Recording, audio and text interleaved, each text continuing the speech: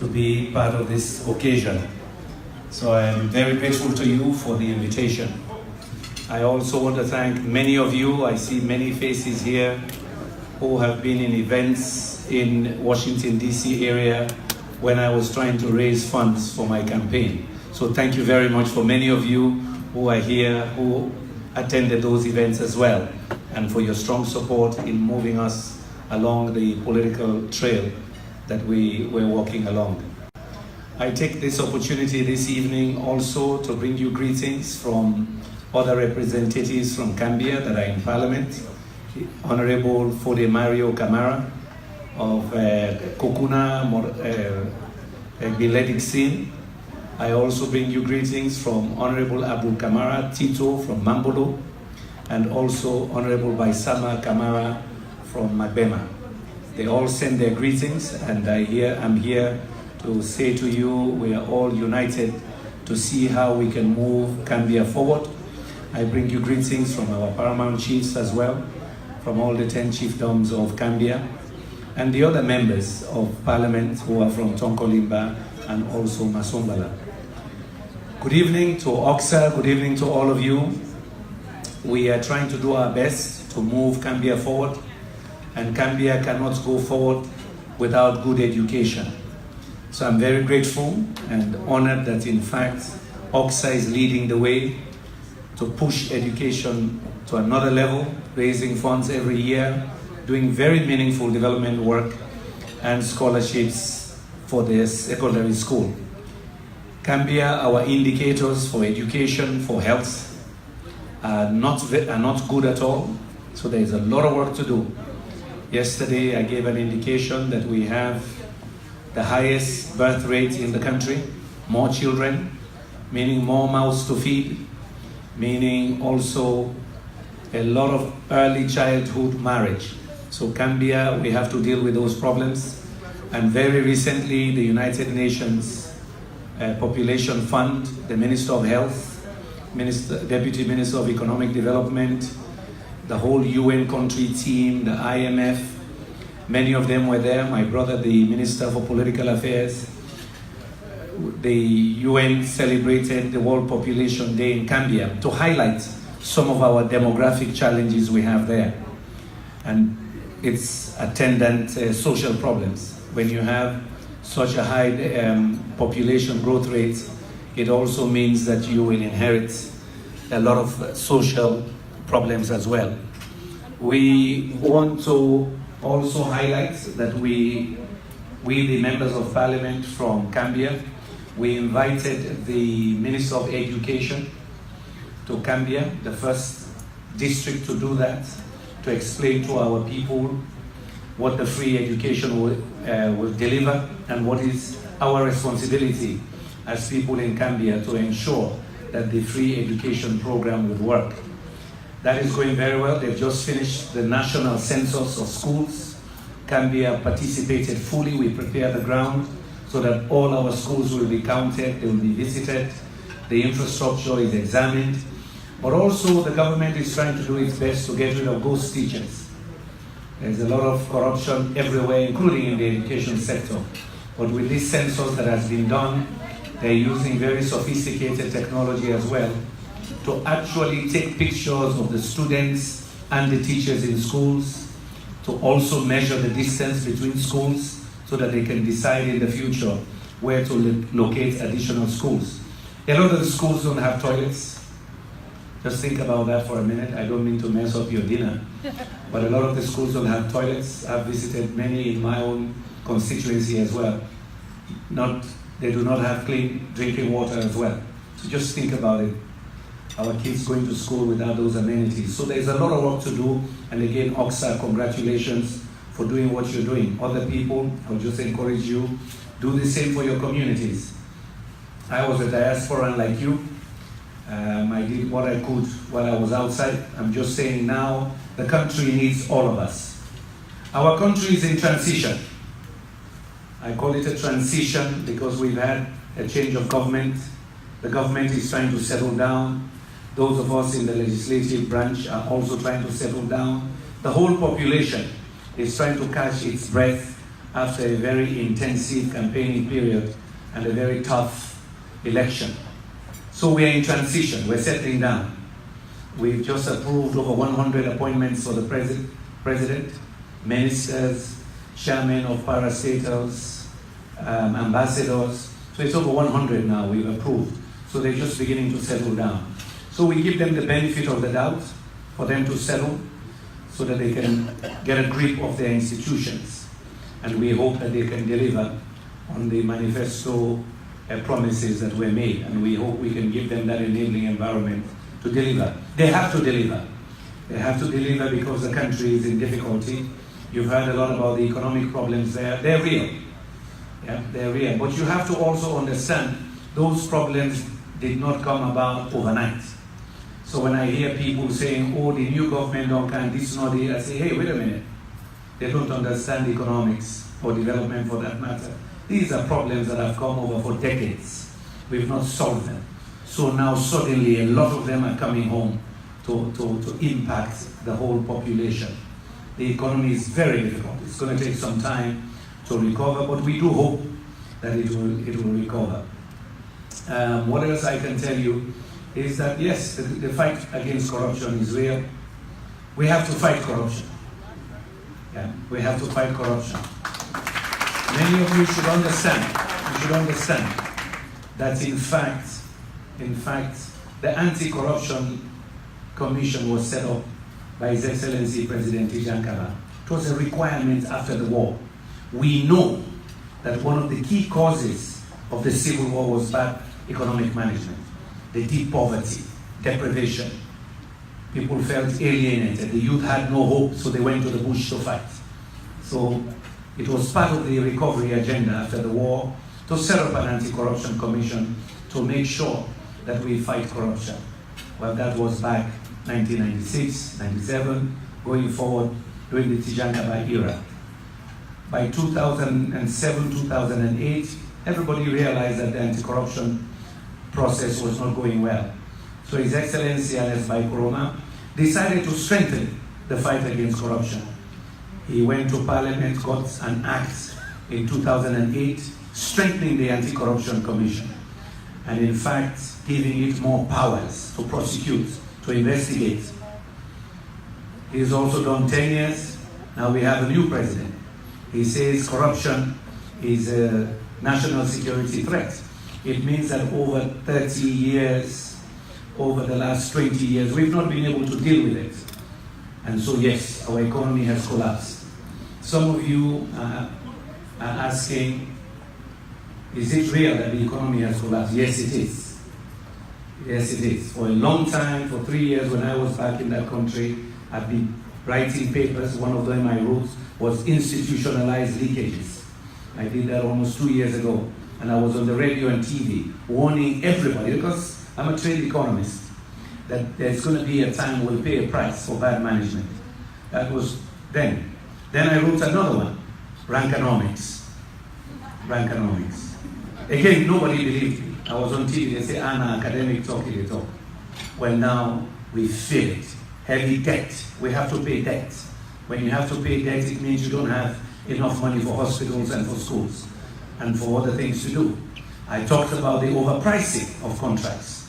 That is one of the worst forms of corruption. Something that should be $3 million, you make it 15. Yes, it is real. You have to read the Auditor General's reports from 2014, 15, 16. We see these things, all of us, but we celebrate corruption. We celebrate corruption, we're all guilty. The guys who steal the most, build more houses, suddenly they're rich, we say them don't make up. Yes, we praise them. You and I who work very hard, they say, this not to be possible. The society itself celebrates corruption. Yeah. Umaru Fofana wrote an article. The journalist Umaru Fofana wrote a piece, and he had a paragraph there. I was reading it again yesterday. He said, even the people in the mosque and the churches, they never ask, how come this man can give us 20 million suddenly? Yes. The schools, the community organizations, they demand every day. They never ask where the money is coming from. So instead of building schools and hospitals, people use the money for conspicuous consumption. But anyway, I wrote about a lot of those things and preached about it for 3 years. Now the chickens are coming home to roost. The nation needs all of you to help build that nation. It's the only place we have. It's the only place we have. I stand here, I've done now 3 years in the country. I've done 4 months in Parliament. I recognize the big challenges in that country. But I'm inspired to keep pushing on. I'm inspired to keep pushing on. Some people wonder, now I find myself in this dilemma.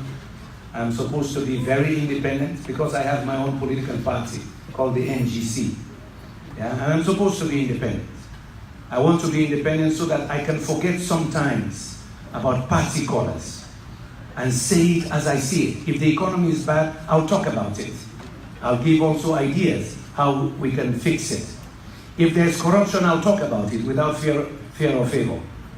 So I've chosen to be neutral when it is necessary. And I have chosen to side the government in power when they're doing the good things. But also, the way you help a government is to speak truth to power. Tell them when they're going wrong. In our country, people just praise. Even when times are hard, they dance behind you. Yes, everybody praises. All man is ready for criticize. But sometimes it is not criticism. It's giving alternative facts, giving alternative views, giving alternative solutions. The Panogo always right. Sometimes people make mistakes. Sometimes you take decisions based on biased information. The way we can help our governments is also to speak truth to power. When you do that in our country, you become enemy of the state. Yeah. But you shouldn't be afraid. We have to do it. Otherwise, every few years, we're trying to fix problems we should have solved a long time ago. And we're going back. It's like standing on a treadmill. Those of you who go to the gym, you're running, but you're in the same spot. Other nations are moving ahead. We're in the same spot. Because most times, we don't tell the truth. We don't tell the truth to power. When it comes to corruption also, when our tribesmen are corrupt, we praise them. And we don't want them touched. So those who do the bad things sometimes immediately jump into tribalism quickly. Yes, but when they were enjoying the money, the tribe did not matter, right? Or enjoying the power. So I give you all these tidbits. I'm saving you a speech, a long speech. I'll publish what I was going to speak about here. I'm here for another 2.5 weeks. I'm visiting 8 states. So I have a lot of messages to deliver. I know in those town halls, people ask me questions. But let me talk about 2 more things. Part of my own agenda is to make sure we tap into the knowledge systems and resources of our diaspora. I have seen it happen in other countries. Philippines, Bangladesh, Pakistan, China. Yes, the diaspora is an important part of economic development. In some countries, it's 5 to 10% of GDP. In some of those countries, remittances are in the billions. Even Nigeria. Nigeria is among the top 10 in terms of receiving remittances. But it's also the knowledge systems. So what I'm doing with my colleagues in Parliament, we've already drafted a bill to amend the Constitution to allow diasporans to be able to run for Parliament, to be able to take positions. That bill is done. It's going to be bipartisan, SLPP, APC, NGC, C4C. We have already sent it in for publishing. I hope it is published. They should have published it by now. At least that begins to amend some of the parts of the Constitution. Second, the government, I know, will be doing a white paper. Remember, we had a Constitution Review Committee set up by the last government. That Constitution still has to be sent out for referendum. We will make sure in that Constitution as well, in the Constitution Review process, we also reaffirm the changes we want to see in the Constitution to make it easier for you to bring your knowledge and your expertise back home. Number 3, we already know in the Electoral Act theoretically, you are allowed to vote overseas, theoretically. But, there's a big but. Resources are not provided to establish the mechanism for you to vote outside. And we're going to work on that. Why? The Guineans can vote in Sierra Leone. They can vote overseas. Why not us? So, part of my agenda and the agenda of some of my other colleagues in Parliament, we'll work with the government. We want it to be bipartisan. We're not trying to say one man did it or one party did it. No. Because those amendments, you need 2/3 majority. 2/3 majority in Parliament. So of course you have to work with everybody. But the point is we attack it from many fronts. A bill in Parliament, the constitution review process, and then when we come to the budgeting. My hope is when we come to the budgeting, we fight for the Electoral Commission to have the necessary resources so you can vote overseas. Part of it is a resource question and setting up the infrastructure, but I don't think it's that complicated. I believe it can be done. In the US, for example, I think you can have 3 locations to vote. We can't afford to have it in every state, but I think it's very practical that you can have a voting area in Washington, for the East Coast, right? You can have it in Chicago, can have it in New York, can choose maybe Texas, 4 locations, give people advance notice a year ahead. They know they can come down. It's better to pay $300, book a ticket early, right? And vote here than to look for $2,000 to go home and vote. I think it's discrimination. So I'll work with the government and others. I know the president himself is interested in that subject. So, but we'll try to provide a catalytic effort to make sure it happens. That has been my commitment when I was campaigning. I see the president fulfilling his own commitments. I know this is an agenda he has as well. So we'll work with him. And I know my colleagues in the APC also want to see this through. Now you have to understand I don't have an interest in this anymore, right? Strictly speaking, I've given up my US citizenship. So it's not for me. And that's what responsible leadership is about. It's not about you. It is what you believe. Even though I gave up my US citizenship, but I believe you and your children deserve that freedom to vote and to bring your knowledge back home. That's why I'm pushing that agenda. Yeah? So I hope that with the collaboration of government, the APC, C4C, SLPP and others, that in fact over the next 5 years, and I don't want to wait till it's like last year, because typically people say, oh, na term no be there. So we start even from now. So that's why we've drafted that bill together. Let me wrap up the remaining 5 minutes. Responsible leadership. Responsible leadership is about your conscience. Our conscience is what will make us choose what is good or bad. Our conscience and our values is what will make us take certain positions when we're giving an opportunity to govern or to lead. If you don't have a good conscience, if you don't have certain values, you become very corrupt in leadership.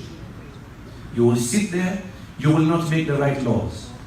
You will be there, even if you have the power, you will not deliver for the people. Because your conscience is not, and your value system is not about service to people. So responsible leadership requires a strong conscience, a clear definition of what you stand for. In our country, people just expect you to follow the crowd. Even when the crowd, they go in the wrong direction. You say for dance, kakade will be ended. I will not do that. And I don't believe you should.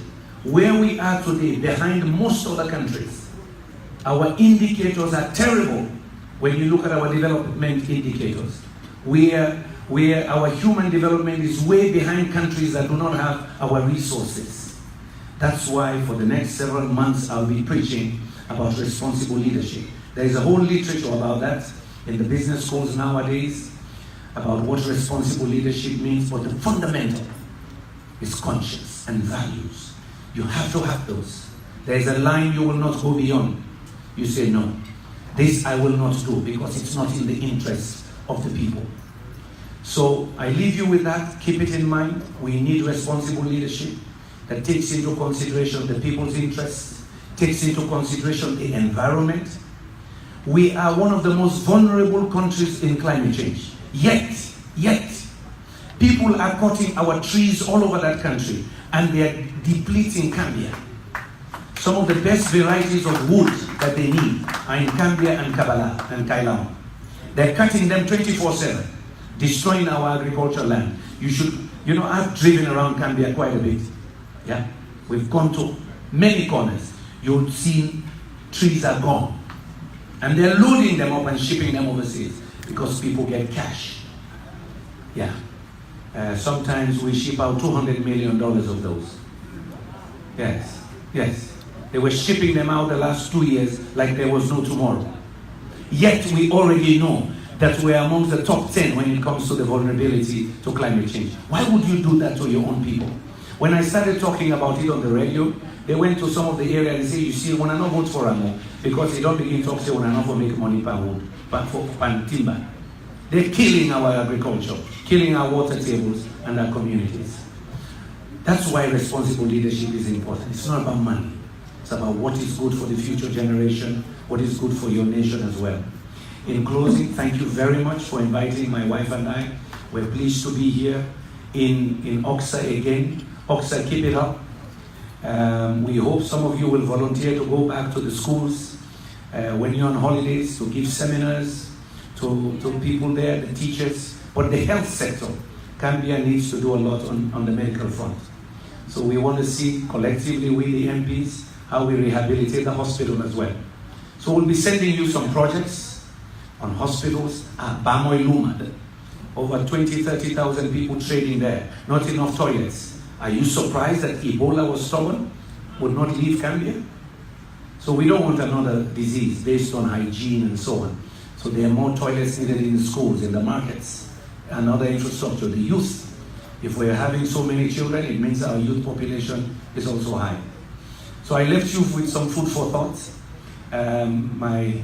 Those who invited me said I should be careful not to overstay my welcome and not read the long speech I had prepared. But like Dr. Abdullah Conte, I'll publish everything that I was going to say, but I just gave you a snapshot. But we thank you very much. You, the diaspora, you are important to that country. Let us make sure your knowledge and your resources can come to transform our economy. Thank you very much.